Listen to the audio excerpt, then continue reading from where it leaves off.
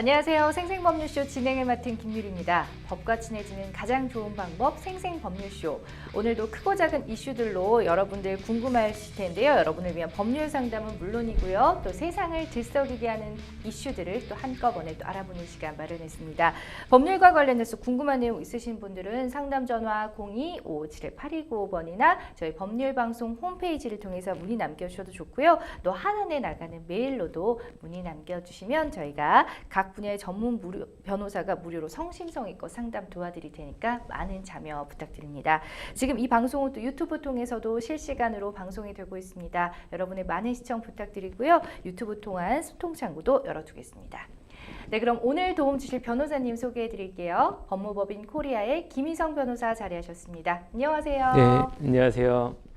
법무법인 코리아 김희성 변호사입니다. 오늘도 유익한 방송이 되도록 하겠습니다. 네, 이렇게 자주 뵈니까 좋네요. 네, 네, 날이 갈수록 네. 정말 더 피가 되고 살이 되는 그런 유익한 상담들 많이 해주셔서 많은 분들도 기대하시리라 믿습니다. 자, 그럼 생생법률쇼 오늘 접수된 상담부터 미리 살펴보겠습니다. 교통사고로 사망 시 대처는 수영장에서 미끄러졌어요. 공사소음 때문에 괴로운 일상. 채팅으로 보낸 욕설 메시지. 자, 오늘도 이렇게 다양한 분야의 상담이 접수가 됐는데요. 자, 어떤 해결책이 나올지 끝까지 함께 지켜봐 주시면 좋을 것 같습니다. 여러분은 생생법률쇼를 시청하고 계세요. 쉽사리 해결되지 않는 법률 문제를 끌어안고 있다면 지금 생생법률쇼와 함께 하시죠. 법률 고민이 해결되는 가장 쉬운 방법을 소개해 드릴게요. 첫째, 02-557-8295로 전화를 한다. 둘째, 법률방송 홈페이지에 접속해서 법률상담 게시판에 문의를 남긴다. 셋째, 지금 화면에 나오고 있는 이메일 주소로 사연과 연락처를 보낸다. 생생법률쇼가 자랑하는 각 분야의 전문 변호사가 여러분의 더부룩한 속을 뻥 뚫어드립니다. 속 시원한 스파클링 상담 프로그램 생생법률쇼. 지금 바로 전화 주세요.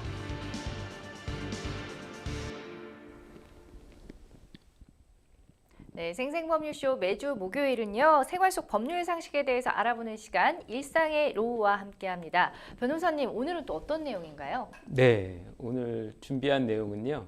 그 악플에 관련된 내용을 준비를 했는데요. 그 이제 뭐 예전에는 이제 일반인들이 많이 악플의 공격에 시달렸는데 요즘에는 뭐 일반인들 많이 악플에 노출되는 사례가 빈번해서 이 주제에 대해서 말씀을 드리겠습니다. 맞습니다. 악플은 정말 피해갈 수가 없는 요즘 또 SNS를 또 많이 하시다 보니까 어쩔 수 없는 내용인 것 같긴 한데 사실 굉장히 좀 오래되어 온 문제이기도 하잖아요. 그죠? 연예뉴스에서는 댓글 게시판이 없어지는 사태도 있었는데요. 그냥 댓글에다가 아무 욕이나 했을 때 이게 악플로 치부가 되는 건지 궁금합니다. 예. 네. 그러니까 저희가 이제 일상적으로 말하는 거는 그냥 그 리플로 이제 악성, 악의적인 표현을 하면 이제 악플이라고 하는데요. 그게 이제 법적으로 처벌이 되는지는 또 별개의 문제입니다. 법적으로는 좀 더 까다로운데요. 악플을 달았을 때 보통 문제되는 처벌 조항이 정보통신망법상의 이제 명예훼손죄가 있습니다. 흔히 우리가 이제 인터넷 명예훼손이나 사이버 명예훼손이라고 불리는 죄인데요. 여기에서 이제 주로 다뤄지는 이제 몇 가지 성립 요건들이 있습니다. 그 중에 이제 몇 가지 말씀을 드리면 우선 피해자가 특정이 돼야 됩니다. 누가 가리키는지를 명확하게 표시를 해야 되는데요. 이제 인터넷 상이니까 이름을 거론하기는 어렵지만 이제 아이디나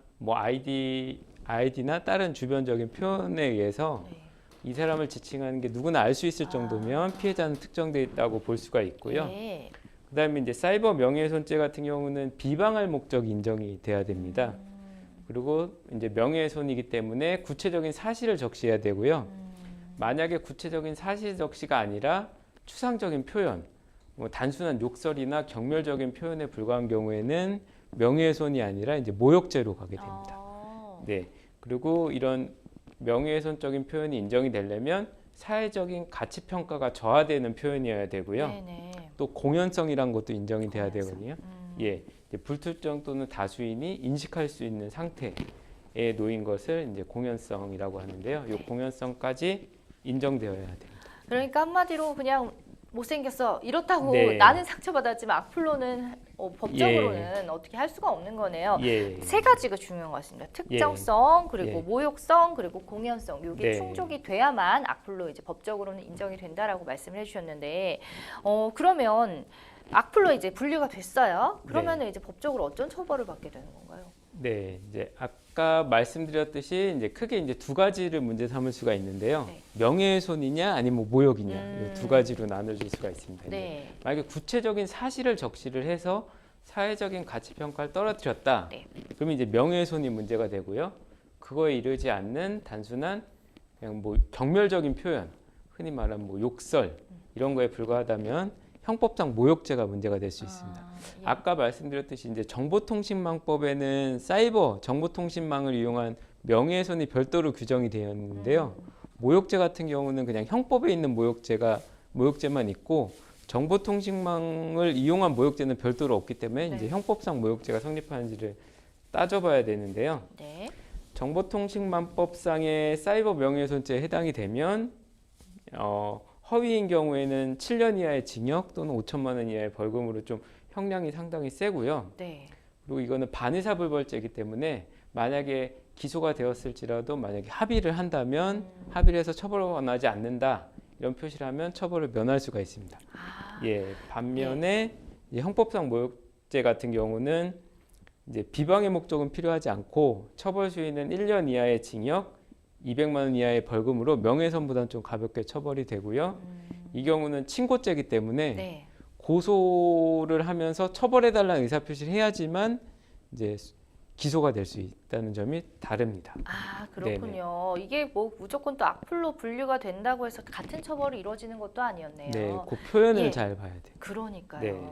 자, 악성 댓글에 시달리면은 뭐 신고하겠다, 고소하겠다 이런 얘기들은 좀 워낙에 많잖아요. 네. 사실 뭐만 네. 하면 이제. 네. 자, 그런데 고소를 하게 되면은 또 절차가 있다고 합니다. 이후에 어떤 예. 절차를 거치게 되는 건지 좀 살펴볼게요. 예, 이제 이것도 마찬가지로 일반 형사 사건과 동일하게 고소를 하면 같은 프로세스로 이제 진행이 되거든요. 네. 그래서 이제 고소를 하실 때는 그 증거를 첨부하셔서 이게 왜 이 죄에 해당하는지 증거를 첨부하시고 또 그 가해자, 피의자로 지목될 수 있는 사람에 대한 어느 정도의 특정을 하셔야 되거든요. 예. 그러니까 인터넷상이니까 뭐 이름을 알 수는 없으니까 아이디 같은 게 좀 드러나거나 아니면 닉네임이라도 드러날 수 있는 그 장면을 캡처하셔서 이제 네. 증거로 첨부하셔서 고소장을 제출하시면 되겠습니다. 그렇죠. 이제 증거가 고소를 하기 위해서는 가장 필수다라고 말씀을 해주셨는데 네. 그냥 뭐 캡처만 하기만 하면 될까요? 또 다른 방법은 없나요? 근데 뭐 캡처를 하는 방법이 가장 일반적인 방법인데요. 뭐 네. 촬영을 할 수도 있고 예. 해서 그 장면이 이제 확보가 돼야 되는 확보가 거니까. 돼야 되는 것이고 그렇게 되면은 거기에 나와 있는 뭐 닉네임이나 어떤 가해자를 특정할 수 있는 단서가 있으면 네. 수사기관에서는 그걸 바탕으로 해서 뭐 압수수색 영장을 받아서 뭐 그 사람이 누군지를 이제 추적을 하게 됩니다. 그래서 IP 같은 걸 추적을 해서 그 사람을 이제 특정을 하는데 이게 이제 만약에 해외에 있거나 이런 경우는 좀 쉽지 않은 경우들이 그렇죠. 있습니다. 네, 뭐 네. 이런 걸로 인해서 뭐 인터폴 적색 수배하기도 어려운 범죄이기 그렇죠, 때문에 맞아요. 이런 것도 어렵고 또 해외에 있으면 송환하기도 어렵고 이런 단점이 있지만 수사기관에서는 이렇게 IP 추적을 통해서 이렇게 수사를 하고 있습니다. 아, 그렇군요. 그 실제로 처벌 수준이 어느 정도로 나오는지도 궁금한데 아까 내용을 잘 네. 봐야 된다고 말씀하셨잖아요. 그 네. 내용에 따라 좀 사례가 네. 있다면 설명을 해주시면 네. 좋을 것 같아요.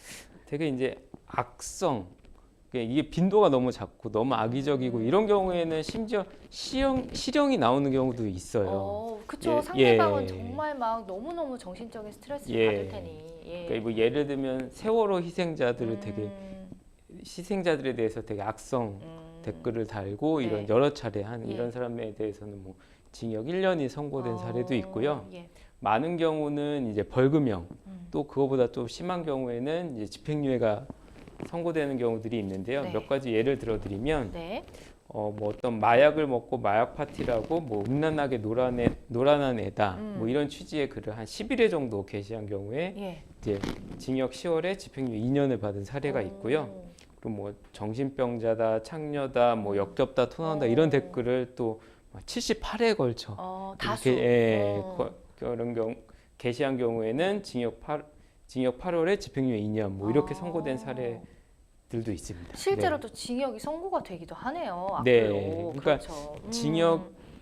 그러니까 징역 실형을 사는 경우가 좀 드물기는 한데요. 그렇지만, 굉장히 악질적인 경우에는 예. 그런 경우도 있고 또 그거보다 조금 덜한 경우에는 집행유예 정도까지 선고되는 경우들도 많이 있습니다. 어쨌든 그 악플이 인터넷상에서 이제 글을 남기는 거라서 간단하게 또 익명일 수도 있고 또 아이디로 하는 것도 많다 보니까 좀 간단하게 생각하시는 분들도 많은데 이렇게 생각보다 악플로 처벌받은 사례가 굉장히 또 많은 것 같습니다. 나를 드러내지 않는 공간이다 하더라도 이제 상대방을 존중하는 자세가 가장 중요하지 않을까 싶어요. 나의 언행을 통해서 상대방이 느낄 기분을 잘 고려하면서 말하는 태도가 좀 필요해 보입니다. 네, 지금부터는 생생법률쇼가 자랑하는 또 성심성의 무료 법률 상담 이어가 보도록 하겠습니다. 전화 연결이 돼 있네요. 바로 받아볼게요. 여보세요. 네. 네, 안녕하세요. 네. 예, 어떤 점이 궁금하신가요? 왜냐면요, 2월 달에 네. 이제 오빠가 교통사고로 돌아가셨거든요. 아, 예. 저 제주도에서요. 네. 제주도에서 돌아가셨는데, 그 피해자 돼서 합의를 했거든요. 네. 근데 여태까지 연락이 없어요. 아, 2월에 어쨌든 뭐 여행 가서 돌아가신 건가요? 아니요, 거기서 사시는 분이에요. 지내시다가 그런데 어쨌든 2월에 그 합의를 했는데 지금까지 가해자 쪽에서는 연락이 없다. 뭐 아무런 진행이 되지 않고 있다 이런 상황이신가요? 네. 알겠습니다. 지금 안 그래도 마음이 많이 심란하실 텐데 이렇게 또 처리가 잘 안 돼서 많이 답답하실 것 같아요.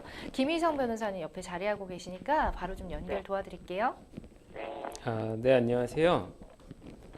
네, 안녕하세요. 네, 안녕하세요. 네.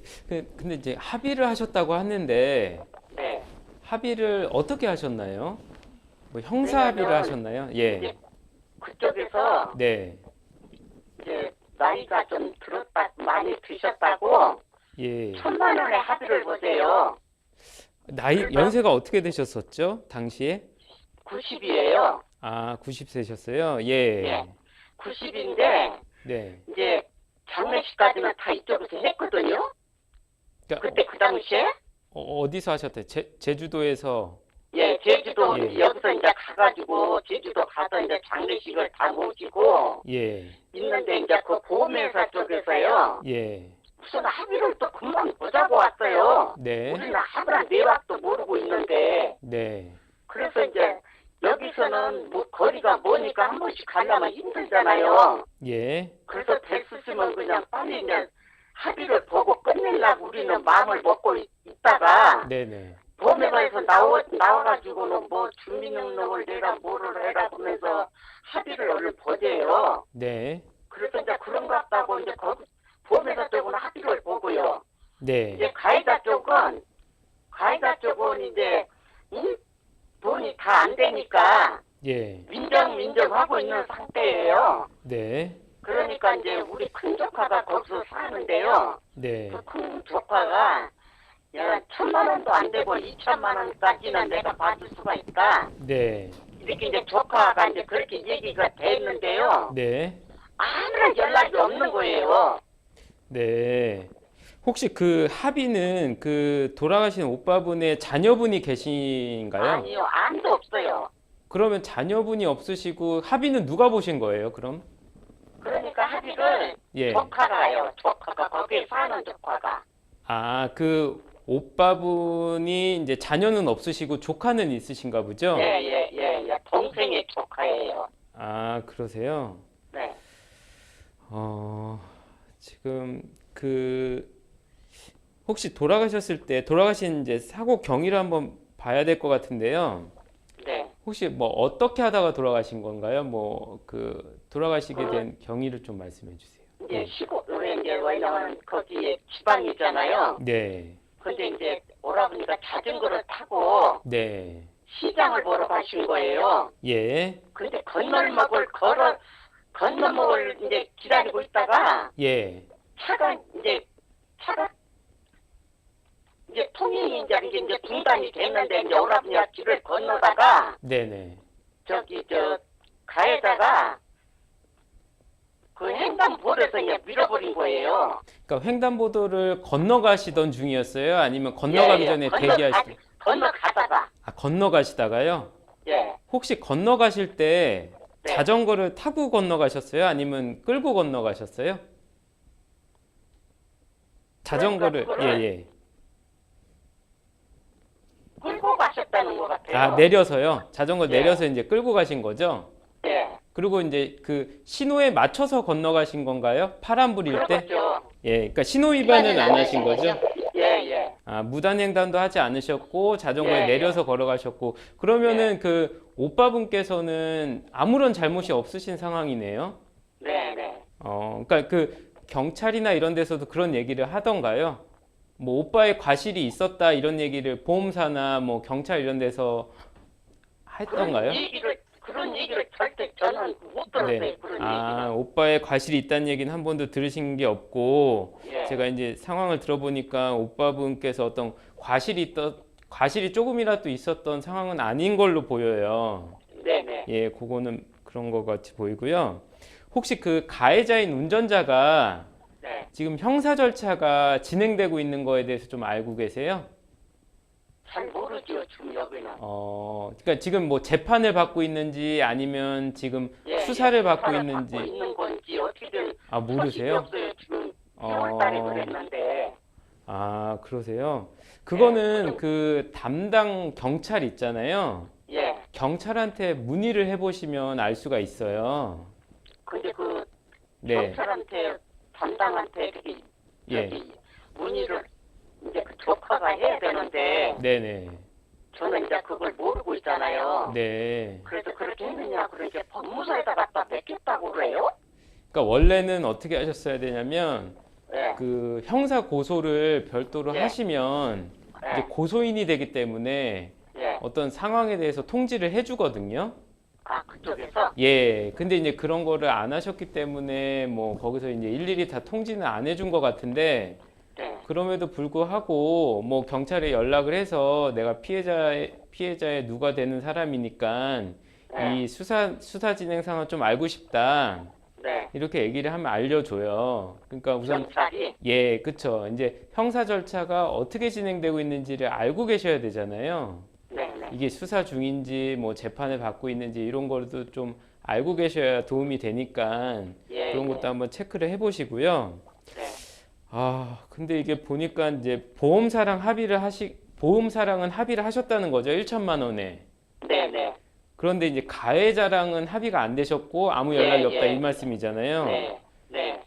우선 되게 고령이시긴 하시는데 네. 제가 볼 때는 보험사랑 뭐 이미 합의를 하셨지만 네. 합의금 액수가 좀 적어요. 1천만 원이면. 네. 이게 연세가 아무리 90세 가까이 90세라고 하더라도 이게 사망사고는 네. 사망사고임을 고려했을 때는 이 1천만 원이란 금액이 너무 좀 적거든요. 저거요? 예. 근데 이미 뭐 합의를 하셨다니까 이거는 네. 돌이키기는 어려워요. 이미 합의를 아니, 그 보험사하고는 합의를 했고요. 예. 가해자들은 그 형사에 대해서는 예. 합의를 안 봤어요. 그러니까요. 이게 네. 보험사랑 합의를 한 거는 이 민사적인 걸 합의하신 거예요. 민사적인 예, 거? 민사적인 거. 근데 이제 가해자랑 합의를 해야 되는 건 뭐냐면 형사적인 걸 합의를 하셔야 되는데 네네. 가해자가 지금 그 사망 사고를 일으켰을 때는 그 네. 처벌을 면하기는 어려워요. 근데 얼만큼 피해 보상을 해줬는지 합의가 됐는지가 중요하거든요. 네. 그렇기 때문에 아마 보통 이런 경우는 가해자 측에서 먼저 연락이 오는 경우들이 많아요. 연락이 와야 되는데 예, 와야 되는데 연락이 없는 경우는 가해자가 그냥 합의할 뭐 자력이 없거나 아예 네. 뭐 합의할 의사가 없거나 이런 경우거든요. 네. 그런 경우는 보통 이제 가해자 측에서 먼저 연락이 와서 이제 합의가 순조롭게 진행돼야 되는데 네. 그렇다고 뭐 피해자 측에서 먼저 합의를 보자 이렇게 뭐 수소문해서 찾을 수도 없는 상황이잖아요. 네. 그러니까 우선 경찰한테 네. 이제 수사기관한테 지금 어떻게 진행돼 가고 있는지 물어보시고 네. 가해자가 어떤 합의 의사를 밝혔는지 네. 만약에 밝혔다면 연결을 해달라. 네. 이렇게 하셔서 좀 가해자랑 얘기를 해보시는 게 좋거든요. 그러니까 네. 가해자도 지금 피해자 측 연락처를 못 알래 알 수도 없는 상황이잖아요. 네. 그렇기 때문에 이제 경찰을 통해서 한번 그 의사를 물어보세요. 네. 가해자가 합의 의사가 있는지, 합의 의사가 있으면 우리 연락처를 알려달라, 피해자 측. 네. 연락처를 알려줘서 만나서 네. 합의할 수 있게 그렇게 해보시고요. 그리고 이제 보험사랑 합의금이 통상적인 것보다 좀 적기 때문에 네. 형사 합의금은 좀 더 많이 받으시도록 좀 합의를 유도해 보시는 게 좋을 것 같아요. 네. 예, 그래서 이제 합의를 할 때는 보통 이제 장례비도 받고 여러 가지 손해배상 항목들이 있거든요. 네. 근데 사망사고 같은 경우는 장례비만 해도 500만 원 정도는 이제 포함이 돼요. 네. 장례비만 해도요. 예, 예. 이제 그거 아니고 이제 워낙 고령이시기 때문에 일실 수입 같은 거는 좀 받으시긴 어렵지만 네. 사망사고 같은 경우는 위자료만 해도 뭐 1억 정도는 책정이 되고 또 네. 보험사 기준으로도 뭐 5천만 원 이상 이렇게 나오는 경우들이 많거든요. 네. 그렇기 때문에 이제 그거에 비하면은 지금 합의금 액수가 적기 때문에 좀 네. 형사 합의를 하시는 과정에서라도 좀 그런 거를 좀 만회할 수 있도록 네. 좀 합의를 해보시는 게 좋아요. 네. 예. 그리고 그 이제 합의를 하실 때는요. 네. 이제 합의금 그러니까 합의서를 또 잘 작성을 하셔야 되거든요. 네. 거기에 되는 거는 또 뭐 받쳐야 되나요? 그러니까 합의서를 당연히 쓸 때는 그 피해자 그 돌아가신 분 오빠의 상속인들이 이제 대리를 하셔야죠. 네. 그 상속인들이 누가 있으세요, 오빠의? 상속인들이 그러니까 여형제만 네. 3형제예요. 그러니까 삼형제. 그 오빠의 배우자는 돌아가시고 아무도 없고. 안 계시고 자식도 없으시고 네, 이런 네. 거죠. 네. 그러면 이제 형제들이 될 텐데요. 네. 형제 중에 한 명이 상속인이니까 이제 네. 그래서 여기서는 이제 멀어가지고 못 가고 네네. 그 조카를 통해서 이제 조카가 이제 이렇게 일을 보고 있거든요. 그럼 그 합의금은 어떻게 하셨어요? 합의금? 네네. 그러니까 이제 합의금을 네. 만약에 합의를 본다 해갖고 돈이 나온다 하면은 이제 여기서 각자 이제 뭐 서류를 다 해서 신청을 또 해야 된다며요. 예. 예. 그렇게 알고 있고요. 거기 지금 조카도 아직까지 연락을 못 받고 있고요. 네. 이게 이제 만약에 제가 이제 민사적인 보험사랑 아직 합의가 안 됐다고 하면 제가 더 여러 가지 말씀드릴 게 많은데 네, 네. 이미 그거는 합의를 하셨다니까 네. 이제 그 부분은 제가 더 말씀드린 거는 좀 의미가 없을 것 같고요. 대신 아까 네. 제가 말씀드렸듯이 이제 예. 장례비도 다 보상받으실 수 있고 사망사고 같은 경우는 위자료만 해도 몇 천만 원 받으실 수 있는 게 통상적인 거기 때문에 네. 그에 비해서는 지금 너무 적게 받으셨다. 네. 대신 그러니까 형사 합의를 하실 때 좀 더 네. 금액을 더 받으셔서 네. 좀 만회하시는 거를 바라고요.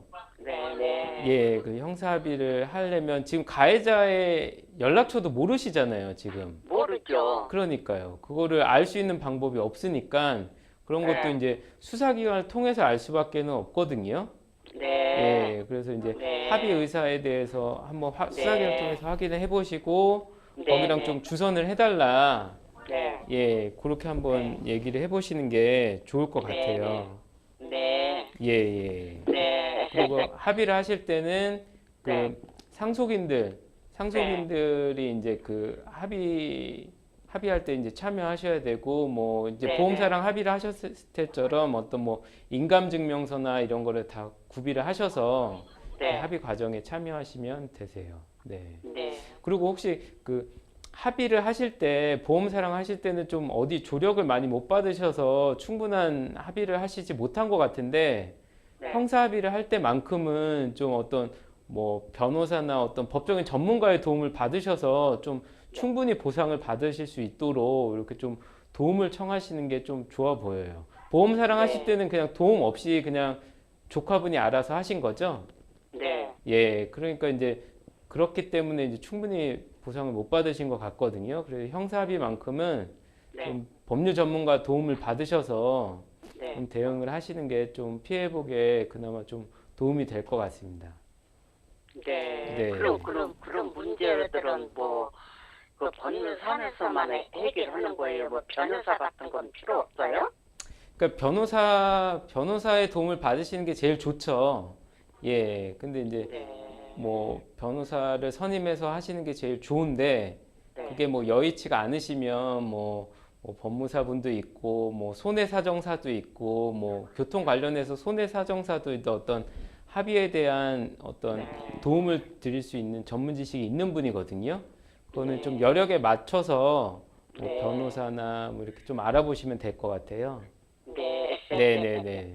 네, 알겠습니다. 예. 예, 지금 옆에서 이제 저도 같이 듣고 있었는데 변호사님이 진심으로 좀 안타까워하셨습니다. 네. 일단 네. 지금 그 보상에 대해서 제가 생각해도 좀 많이 네. 부족한 부분이었던 것 같아요. 네. 그래서 형사합의를 보실 때는 좀 미리 여러 가지 좀 수소문해 보시고 좀 어느 정도 적정선에서 좀 그동안 못 받으신 것들을 좀 받으셨으면 하는 바람 전해주셨는데 일단은 지금 뭐 가해자 연락처를 모르니까요. 사건 담당 경찰에 꼭 문의해 보시고 가해자와 또 합의서와 합의금 잘 작성하셔가지고 빠른 시일 내에 좀 사건 이번에 좀 마무리를 잘 하셨으면 좋겠어요. 네, 네. 예, 좀 적극적으로 알아보셔야 될 것 같습니다. 네, 감사합니다. 예, 뭐 추가로 궁금한 점은 없으신가요?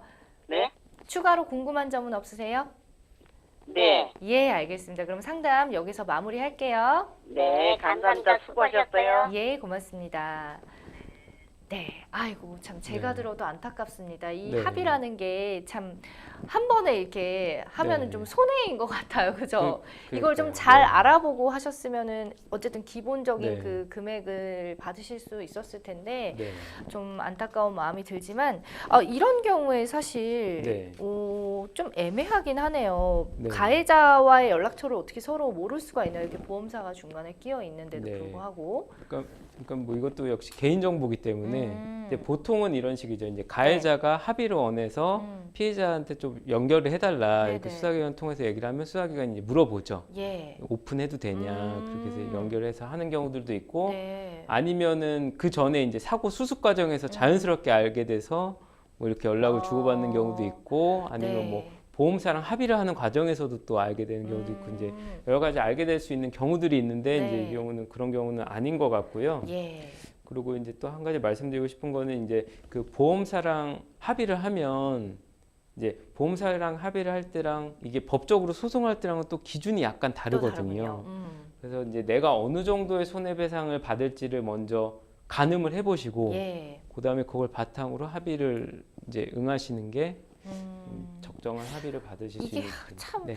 너무 안타까운 사고고요. 또 제가 뭐 적극적이라는 단어를 쓰긴 네. 조금 애매하긴 하지만 그래도 좀 그렇게 알아보셔야 합의가 그나마 좀 네. 원만하게 이루어지는 것 같습니다. 네. 이렇게 좀 그냥 넉놓고 아니면 그냥 보험사만 예. 믿고 이렇게 경찰만 믿고 기다리면 네, 이렇게 그렇죠. 시간이 그냥 지나가네요. 이렇게 네. 흘러버리네요. 네. 그렇습니다. 자, 이렇게 또 상담 도와드렸어요. 자, 궁금한 사항 있으시면 언제든지 저희 법률 전문가와 함께 속 시원한 상담 도와드릴 테니까 법률 방송으로 연락 주시면 되겠습니다. 여러분은 지금 생생 법률쇼와 함께하고 계십니다. 쉽사리 해결되지 않는 법률 문제를 끌어안고 있다면 지금 생생 법률쇼와 함께하시죠. 법률 고민이 해결되는 가장 쉬운 방법을 소개해 드릴게요. 첫째, 02-557-8295로 전화를 한다. 둘째, 법률방송 홈페이지에 접속해서 법률상담 게시판에 문의를 남긴다. 셋째, 지금 화면에 나오고 있는 이메일 주소로 사연과 연락처를 보낸다. 생생법률쇼가 자랑하는 각 분야의 전문 변호사가 여러분의 더부룩한 속을 뻥 뚫어드립니다. 속 시원한 스파클링 상담 프로그램 생생법률쇼. 지금 바로 전화 주세요.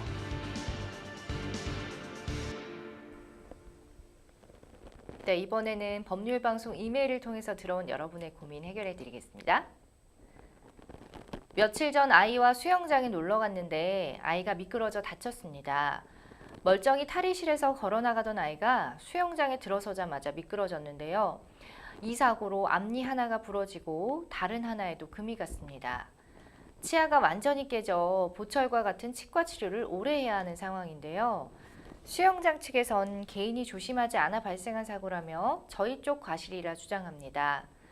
그런데 사고가 난 길을 지나는 사람마다 미끄럽다고 말하는데 뛰지 마시오라던가 미끄럼주의라는 편말 하나 없더군요. 이런 경우 수영장 측에 피해 보상을 요구할 수 있나요? 라는 사연 보내주셨습니다. 이제 여름철이고 수영장에 갈 일이 많다 보니까 수영장에서 이제 미끄럼 사고가 좀 빈번하게 발생을 하는데요. 이로 인한 분쟁으로 또 변호사를 찾는 분들이 실제로 있나요? 네, 이제 이렇게 수영장 사고 같은 건 이제 여름철에 많이 발생을 하고요. 뭐 이거 비단 이것뿐만 아니라 이제 사우나에서 발생하는 사고들도 있고, 네. 이렇게 이제 어떤 이런 체육 시설을 이용하다가 이렇게 미끄러짐 사고로 부상을 당한 경우에 가끔 이제 소송을 하는 경우도 있습니다. 이런 뭐 수영장에서 물놀이 하다가 뭐 사고 나거나 뭐 사우나도 그렇고요. 네. 일단 그 어린 아이들을 상대로 하는 거기 때문에 네. 가장 1차적인 책임 또 보호자에게 있다라는 네. 말을 또 많이들 하고 예. 있잖아요, 실제로. 예. 그런데 지금 사연을 보면 이제 뛰지 마시오, 미끄럼주의 이런 또 편말이 없었다고 말씀을 하셨는데 네. 법적으로 이제 수영장이 이런 것들을 표기할 의무가 있는지 궁금합니다. 네. 그래서 이제 관련 법령이 체육시설 설치 및 이용에 관한 법률이 있는데요. 예. 여기에 이제 시행규칙을 한번 보면 안전 기준에 이제 수영장은 바닥면을 미끄럽지 않은 자재를 사용하라 이런 건 있는데 어떤 미끄럼주의 표지판을 설치하라 이런 법적인 의무는 제가 찾지를 못했습니다. 그런데 물론 뭐 이런 게 법적 의무가 없다고 해서 이거 설치하면 안 해도 되냐 뭐 이거는 아니고요. 네. 만약 이렇게 해서 손해배상 민사적인 문제가 되면 이거는 중요한 과실 비율을 따지는데 중요한 거기 때문에 네.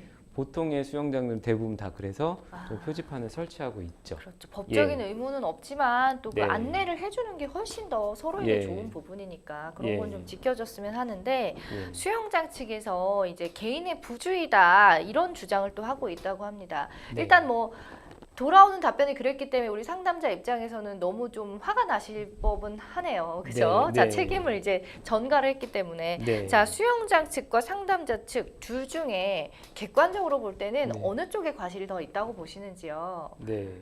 그러니까 수영장은 기본적으로 미끄러운 거기 때문에 이제 개인이 이제 주의가 많이 필요하거든요.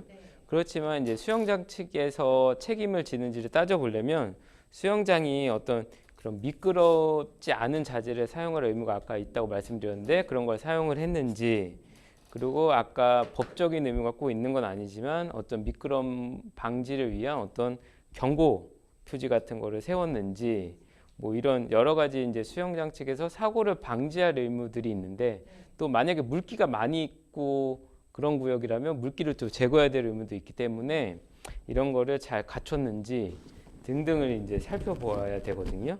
그래서 기본적으로 개인이 주의해야 되긴 하지만 이런 수영장 측의 어떤 의무를 해태했다 이런 경우는 또 수영장 측에 또 과실이 높아지는 경우들이 있습니다. 그렇죠. 일단은 네. 뭐 지금 사연 내용으로 봐서는 거기에 이제 미끄럼 주의라는 표지판도 없었을 뿐더러 네. 바닥이 굉장히 또 미끄러운 네. 상태였다고 하니까 네. 그런 것들을 또 안전을 위해서 수시로 좀 체크를 할 필요는 수영장에 확실히 있어 보입니다. 네. 그죠? 네. 자, 그런 것들을 잘 따져봐야 될 것 같고, 수영장 측의 배상 책임이 인정이 만약에 되는 경우에 네. 배상액은 어느 정도로 요구를 할 수 있을지, 이게 또 판례와 네. 같이 또 예를 들면 더 이해하기 쉬울 것 같긴 해요. 예. 네. 그러니까 배상액을 따지려면 먼저 이제 피해 배상액 전체를 확정을 하고 그 다음에 2단계로 과실 비율을 따져야 됩니다. 네, 네. 그래서 만약에 피해가 1,000만 원이다. 근데 이제 피해자의 과실이 그 중에 20%다. 예. 그럼 그 중에 80%만 배상을 받을 수가 있는 거죠. 이제 이렇게 따져봐야 되는데, 배상액 같은 경우는 일률적으로 말씀드리기는 어렵고 다친 정도가 얼마인지, 그리고 치료비로 지출한 금액이 얼마인지, 그리고 앞으로 지출할 치료비가 얼마인지, 그리고 이 간병의 필요성이 있었는지. 어린아이 같은 경우는 이제 크게 다치면은 부모나 어떤 간병인이 있어야 되잖아요. 예. 그럼 개호, 이런 걸 개호라고 하는데요. 그럼 개호의 필요성이 있는지 등등 여러 가지를 따져서, 그리고 후유 장애가 또 얼마나 남는지 이런 걸 따져서 이제 손해배상액을 확정을 하고요. 그다음에 이제 과실 비율을 따지기 때문에 제가 이제 손해배상액은 요 정도로 말씀드리고, 그다음에 이제 과실 비율에 대한 사례를 말씀드리는 게 더 좋을 것 같아요. 네. 그래서 만약에 이제 미끄럼 방지 시설이 아예 없고 경고 문구도 없고 이런 경우에는 그 시설 사우나 업주의 80% 책임을 인정한 사례도 있고요. 그리고 사우나 출입구에서 이제 미끄러져서 골절상을 입은 사례인데 네. 이 경우도 어떤 물기를 제거해서 미끄럽지 않게 해야 되는데 이런 의무를 해태한 경우에는 업주의 과실을 80%로 인정한 사례도 있습니다. 그러니까 80%까지 인정을 한 사례들이 있었네요, 실제로. 네. 그리고 예. 반면에 이제 물기 제거나 이런 거는 다 했는데 어떤 손잡이를 설치할 의무를 해태했다거나 뭐 이런 경우에는 50%로 제한한 경우들도 있고요. 네. 그리고 수영장에서 어떤 매트를 밟고 넘어졌는데 네. 그 매트를 그냥 방치한 그 수영장에게 50% 책임을 인정한 사례도 있습니다. 네. 그러니까 그때 그 사건 현장에서의 그런 것들도 입증을 잘 해야 이제 과실 비율이 그쵸. 또 달라질 네. 수가 있겠네요. 예, 그죠? 예, 예. 알겠습니다. 자, 일단 뭐 아까 후유장애라고 살짝 언급을 해주시긴 했는데 아이가 이제 치과 치료를 또 오랫동안 받아야 네. 되는 상황이라고 합니다. 이게 또 유치일 수도 있는 거고 아니면 네. 연고치일 경우는 네. 또 위험하잖아요. 네. 자, 수영장 측의 향후 치료 청구도 가능할지 치료비 청구도 그 부분이 네. 궁금하고요.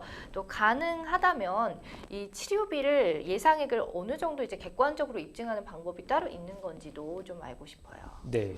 예. 그러니까 이게 만약에 소송을 하면 신체 감정을 하고 신체 감정을 하는 의사가 향후 치료비까지 감정을 해서 의견을 내거든요. 예, 예. 그럼 이제 그게 소송 자료로 쓰이는데 네. 소송을 하기 전이라면 향후 치료비 추정서라는 게 있습니다. 그래서 향후 치료비 추정서를 어떤 병원에 가서 받으면 되는데 이게 뭐 법적인 구속력이 있는 게 아니다 보니까 보험사에서 그걸 뭐 인정하고 이거를 기초로 해서 합의를 하면 되는데 그렇지 않은 경우들이 있거든요. 그렇죠. 특히 이제 향후 치료비를 어떤 그냥 동네 개인 병원 정도에서 받으면 인정을 안 하는 경우들이 더 많아요. 그렇기 때문에 향후 치료비를 받으려면 좀 큰 병원, 네. 뭐 법원에서 하는 신체 감정을 하기도 하는 그런 대학병원급에서 받으시는 게 좀 더 이제 그 보험사랑 협의를 하시는데 객관적인 자료로 인정받을 수 있는 가능성이 높아지는 거죠. 예. 좋은 팁 주셨습니다. 어쨌든 이게 뭐 원만한 합의가 잘 이루어지면 참 문제가 없겠지만 서로 또 계속해서 인정을 하지 않다 보면 네. 또 결국은 소송까지 가게 될 텐데 네. 그렇게 됐을 땐 또 신체 감정을 하는 그런 좀 대형 병원에서 좀 네. 입증을 하셔가지고 청구를 하는 게 훨씬 더 유리할 것이다라고 또 팁을 주셨습니다. 자, 그럼 계속해서 또 이번에도 이메일을 통해서 들어온 여러분의 고민 해결해 드리도록 하겠습니다. 24세대가 거주하고 있는 빌라 바로 옆에서 아파트 신축 공사가 진행 중입니다. 새벽부터 소음이 너무 심하고 공사 차량의 통행으로 비산먼지가 심해 생활하는 데 너무 불편하고 피해가 심해서 유관기관에 민원을 넣었고 현장 소장에게 피해 사실을 수없이 이야기했지만 시정되지 않고 있습니다. 시공업체 집단으로 피해 보상을 요구하려 하는데 가능 여부와 보상 금액을 얼마 정도로 해야 하는지 궁금합니다. 라는 사연 주셨습니다. 이런 경우는 참 많죠. 그 아파트 네네. 신축 공사로 인해서 이제 불편함을 겪는 경우에 손해배상 청구는 가능한 부분이 있죠. 아무래도. 네. 예. 네. 그러니까 환경정책기본법상에 의하면 어떤 소음이나 분진으로 손해가 발생하는 경우에는 원인자는 네. 피해 배상할 의무가 있기 때문에 예. 이 시공업체도 손해배상 의무가 있다고 볼 수 있습니다. 그 상담자께서는 이미 지금 유관기관에다가 민원을 넣고 계신 네. 상태인데 민원이 이제 접수가 되면 그 이후로 어떤 조치가 이루어지는 건가요?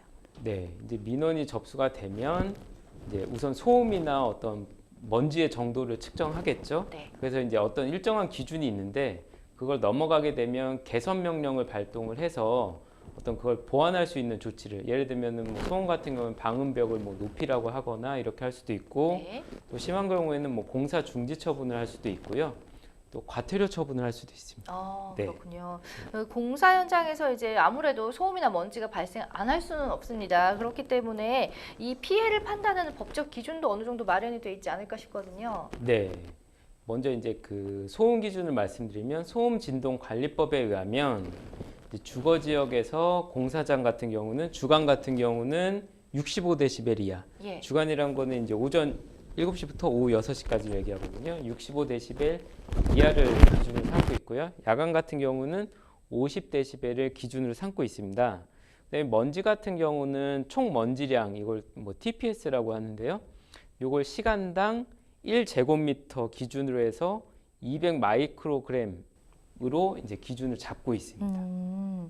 그렇군요. 자, 아파트 공사로 인해서 이제 피해가 있으면 또 위자료도 따로 또 청구할 수 있는 네. 부분이 있다고 하는데 어느 정도 예상을 해볼 수가 있을까요? 네, 뭐 하나 사례를 말씀을 드리면 65데시벨이 아까 기준이라고 했는데요. 이걸 초과하는 거에 대해서는 위자료 80만 원을 인정한 사례가 있고요. 오.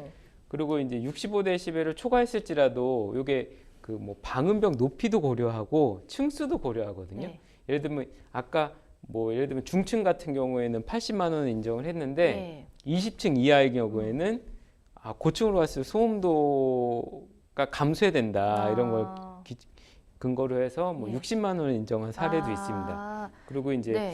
아까 말씀드린 이제 조정을 하는 경우가 있는데요. 이제 중앙환경분쟁조정위원회의 어떤 수위난도 기준이 있었는데요. 네네. 아까 말씀드린 그 65데시벨이라는 게 여기에 이제 수위난도 기준이고요.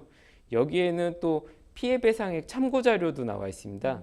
그래서 아까 말씀드린 그 기준을 얼마나 초과했는지 그리고 어떤 기간 초과했는지를 기준으로 해서 뭐 25만 원을 인정하는 것서부터 뭐 400만 원, 400 얼마까지 인정하는 이렇게 기준이 있습니다. 근데 이제 이런 기준에 의하더라도 좀 우리가 생각하는 것보다는 좀 상당히 작죠.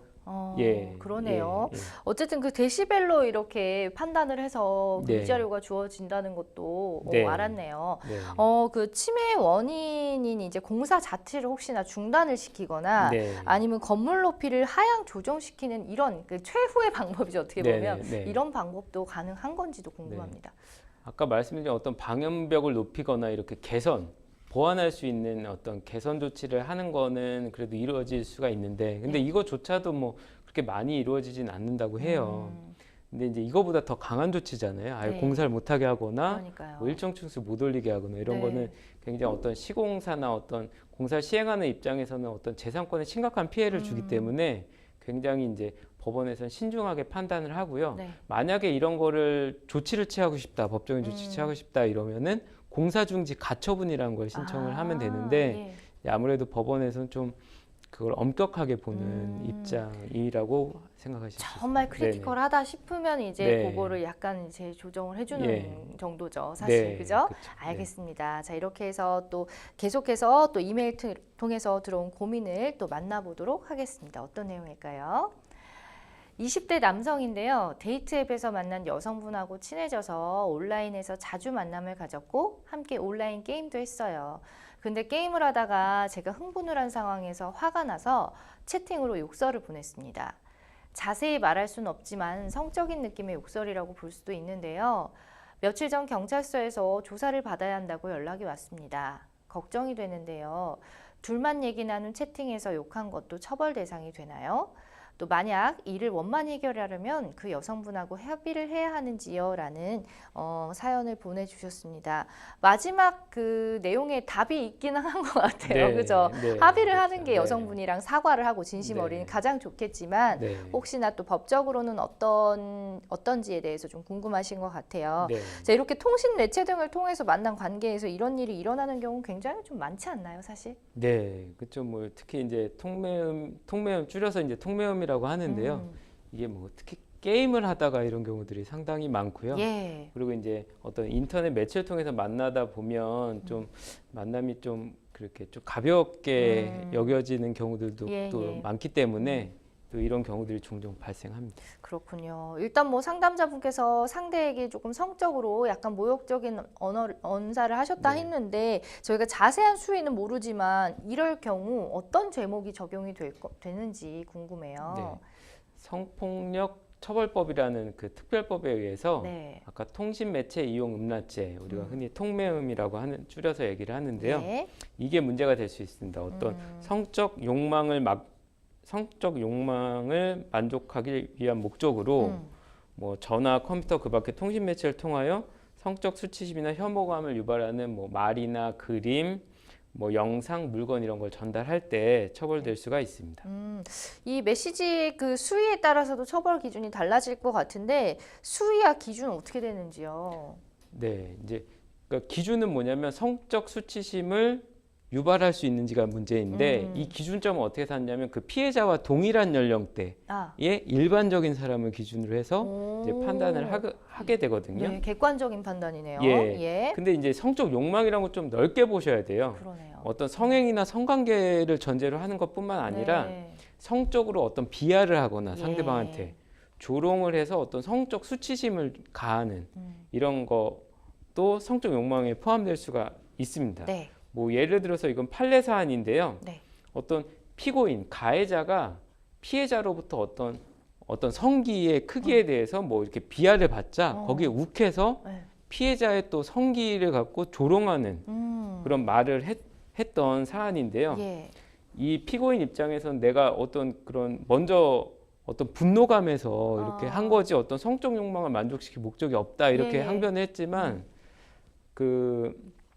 이 대법원까지 간 사안인데요. 대법원에서 어떻게 봤냐면 피해자를 비하함으로써 성적 수치심을 주고 자기가 먼저 이제 성적 비하를 받았잖아요. 여기서 어떤 자존감을 회복시키기 위한 이런 목적도 성적 목적의 하나로 볼 수 있다. 이렇게 해서 단순히 어떤 뭐 내가 분노감에서 했다라는 항변이 인정되지 않고 그 가해자도 성적 목적이 인정될 수 있다. 이렇게 인정한 사례가 있습니다. 그렇군요. 이 판례가 조금씩 다르다 보니까 이런 것들도 좀 유심히 들여다보면 좋을 것 같습니다. 자, 근데 성적인 욕설이 이제 통신매체 음란 행위에 해당되는 건지 이런 생각도 들거든요. 그러니까 이렇게 좀 욕설 자체가 이루어지는 경우들이 더 많아요. 통매음에서는. 그렇죠. 통신상이니까. 근데 이제 이것도 좀 나눠서 봐야 되는데 이것도 또 사례를 한번 말씀드리는 게 더 도움이 될 것 같아요. 동성끼리 성적인 욕설을 했습니다.